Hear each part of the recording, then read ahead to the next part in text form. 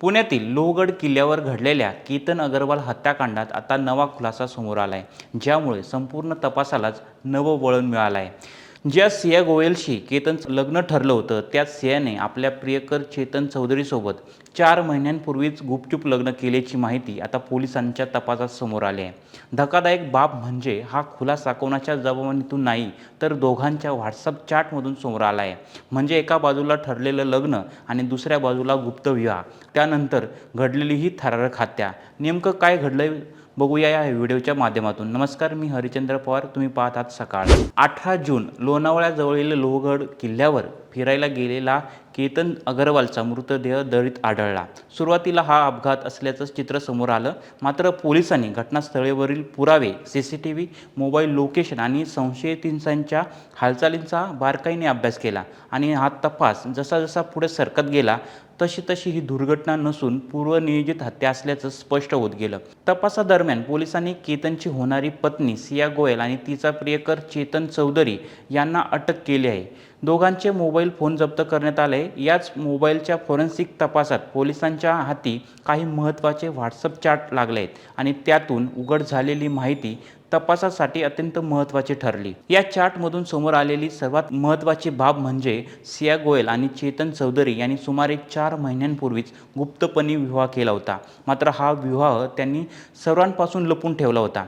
दुसरीकडे केतनसोबत सियाचं लग्न ठरलं होतं, त्या लग्नाची तयारीही सुरू होती, पण या संपूर्ण नात्यामागे एक मोठं गुपित दडलं होतं। पोलिसांच्या प्राथमिक तपासानुसार सिया आणि चेतन यांचे प्रेमसंबंध आधीपासूनच होते। गुप्त लग्न झाल्यानंतरही केतनसोबत लग्न मोडलं नाही, उलट ते पुढे सुरूच राहिलं। हे गुप्त नातं लपवण्यासाठी आणि केतनला कायमचा वाटेतून दूर करण्यासाठी हा संपूर्ण कट रचण्यात आला असावा, असा एक संशय आता समोर येत आहे। या संशयाला बळ देणारे अनेक डिजिटल पुरावे पोलिसांच्या हाती लागले आहेत। 18 जून रोजी केतनला फिरायला जाण्याच्या बहाण्याने लोहगडावर नेण्यात आलं, त्यानंतर त्याला दरीत ढकलण्यात आलं। या प्रकरणात दोन्ही आरोपींविरोधात विविध पुरावे गोळा करण्यात आले असून तपास अधिक वेगाने सुरू आहे। दरम्यान व्हॉट्सअप चॅटमध्ये केवळ गुप्त विवाहाबाबत उल्लेखच नाही, तर दोघांमधील संवादातून त्यात नातं किती गंभीर होतं याचाही अंदाज तपासातून समोर आला आहे। या डिजिटल पुराव्यामुळे दोन्ही आरोपी चांगलेच अडकले आहेत। फॉरेन्सिक तज्ज्ञांकडून मोबाईलमधील इतर data, call record, location history आणि डिलीट केलेले मेसेजही तपासले जात आहेत। सध्या सिया गोयल आणि चेतन चौधरी हे दोन्ही आरोपी 14 दिवसांच्या न्यायालयीन कोठडीत आहेत। पोलीस या प्रकरणात आर्थिक व्यवहार, पूर्वनियोजन आणि या कटात आणखी कोणाचा सहभाग होता का याचाही तपास करीत आहे। तपास जसा जसा पुढे सरकत आहे तसे तसे या हत्याकांडातील नवे धक्कादायक खुलासे देखील समोर येत आहे। एका बाजूला ठरलेलं लग्न, दुसऱ्या बाजूला गुप्तविवाह आणि या दोन्ही नात्यांच्या गुंतागुंतीतून एका निष्पाप तरुणाचा गेलेला जीव।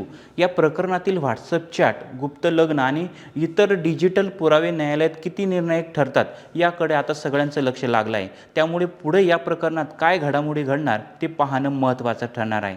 धन्यवाद। महाराष्ट्रातील सर्व बातम्यांचे विश्वासार्ह व्यासपीठ,